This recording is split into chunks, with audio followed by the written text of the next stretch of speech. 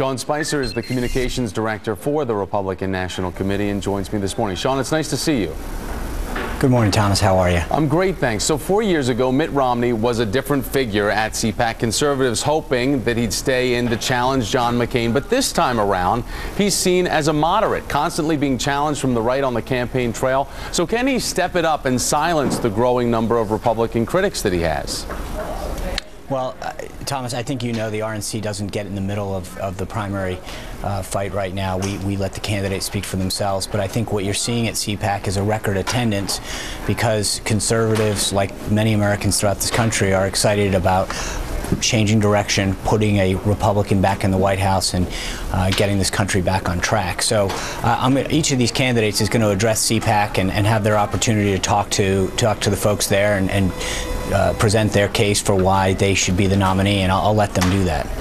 Right now, what are conservatives looking for, Sean, when we talk about the fact that the RNC wants to focus on the direction of taking back the White House? What is the message, though, to conservatives out there that are watching through this primary vetting process?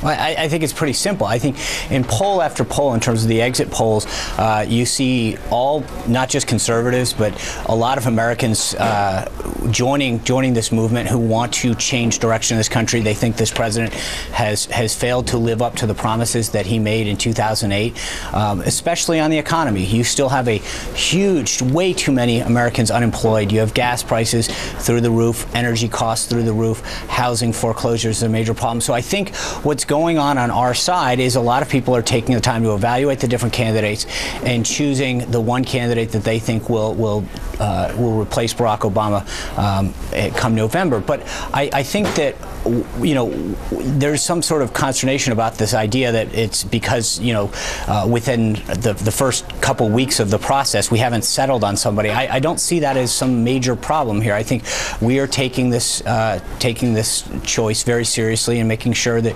we pick the right candidate to defeat Obama. Sean, let's go ahead and remind everybody how the delegate count is going so far. As you say, it's still very early on in the process, and we're showing everybody. Do you think, though, if there are mixed results on Super Tuesday, that you're going to hear more about the names of Jeb Bush, Mitch Daniels, and more about realistically seeing something of a brokered convention this summer? I think that is a media fascination, to be honest with you. You have a ballot access issue that has been discussed before. I think the field is set. We have 4 great candidates. And again, I just want to dispel this myth that there's somehow a problem that, what you're alluding to. I think there is great satisfaction with the folks that are running. I think that people are taking their time, making their decisions, and because you see a little back and forth, somehow that's a problem. I don't understand what generates this, but I also look at the polling, and there is a lot of folks that are united, that agree that no matter who the candidate, all of us will be united come November.